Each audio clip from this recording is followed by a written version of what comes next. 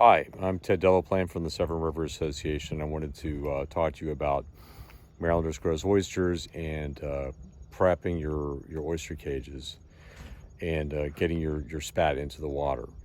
So here's an oyster cage that has been dried out in the sun for several weeks. Basically, it had a bunch of barnacles on it. I took just a 2x4 and scraped the six sides. In about 2 or 3 minutes, I got this giant pile of barnacles off, and it looked pretty good.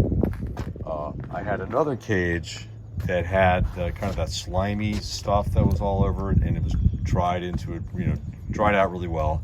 So I just took a fairly stiff brush, not a wire brush, and I just went over the inside and outside surfaces for 2 or 3 minutes, and it looks really good. So basically, you want to divide up your bag of spat. One bag of spat is good for 3 cages. What is the spat? It's these little 1 centimeter circles. There's one, here's one, here's one. There's a bunch on this particular shell sticking out of the bag. Especially in the wintertime, the key is you want to make sure that your cages will be underwater, not sitting on the mud when we have those big blowout tides in December, January, February. How do you know how deep to put them? Well, there's a website you can go to. It's called tidesandcurrents.noaa.gov, and then you can type in Annapolis and see what our tide is right now. So right now, looking at the red line, our current exact tide is about a little bit under 1 foot. In the dead of winter with the blowout tides, I think the tide goes down to -3 feet. So I need this cage to be at least 4 feet under the water right now. And basically what I did is I just put a bowl in and just tied it off this particular pier piling, and I'm just making sure it's not sitting on the bottom. I see where the cord gets wet. I pour it up, and I know it has to be at least 4 feet from where we are right now to be deep enough. Yeah, and that looks like it's about 4.5 feet, so that should be fine. It's not sitting on the bottom because the line is taut, and I'm at the end of my pier. And you should know in the dead of winter, what part of your pier is still underwater when we get those wicked tides. Okay, so putting your spat in the cages, it's not rocket science. Yeah, the shells can be pretty sharp, so it's probably best to wear some sort of glove. Scissors work to open the bag. You might be able to rip it with your hands.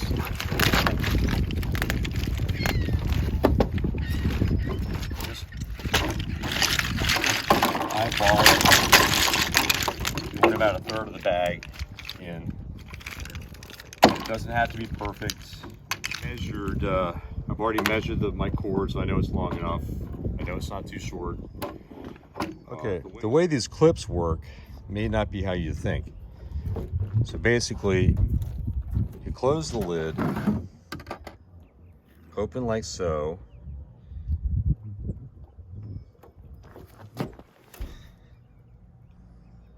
and close. So it's not that little tiny hook thing that so what you don't want to do, so this is incorrect. You basically want to take that big hook and cinch together like so, and just release. Okay, I got my spat in the cage. I'm putting my hook on as so, and then push them out a little bit so that one end isn't going to sit on the bottom. Just so it's going to be kind of level. And then just drop it in. Making sure that it's not sitting on the bottom because the cord is straight. And I've already double checked to make sure that it's going to be deep enough in the winter.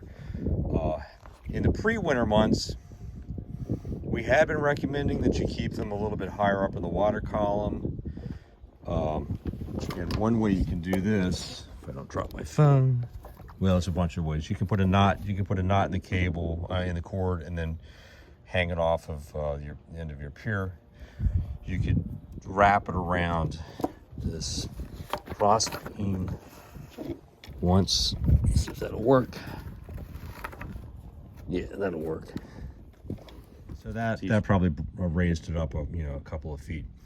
And then once we get into mid-November, close to Thanksgiving, if you did have it higher up the water column, you want to make sure to drop it the rest of the way down,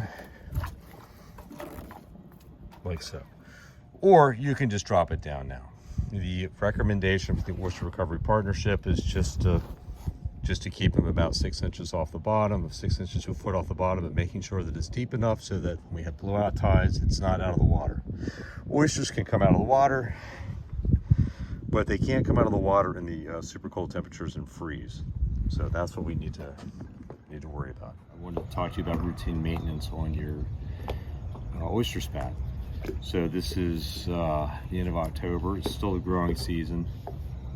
So our recommendation is every week or 2 weeks that you take your oyster cages and then I call it teabagging. You basically pull the cage out of the water and let it splash back into the water to try to knock some of the sediment off. So here I have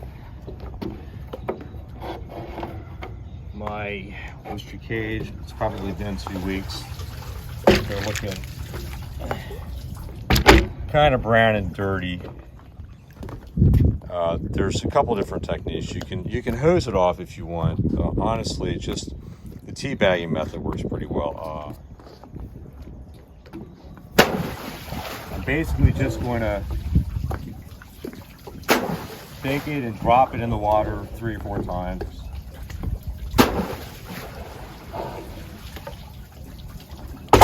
And the shell. So here you can see the shells look much cleaner. In the spring especially, we recommend once a month or so, rolling them around in the cage a little bit. That during the fast growing season, that will keep them from growing into the cage. Not so much of an issue right now because the spat's so small. Or you could, if you want, you can hose them off with fresh water. So that's pretty much that. And they should be good for another week or 2 weeks. Depending upon where you are in the river, some areas the cages will foul up a lot faster than other spots in the river. I'm in Little Round Bay, and I can go 2 weeks easily. If you're in Spa, you might want to have to do this weekly. You might get a lot more sediment out that way. Okay, thank you.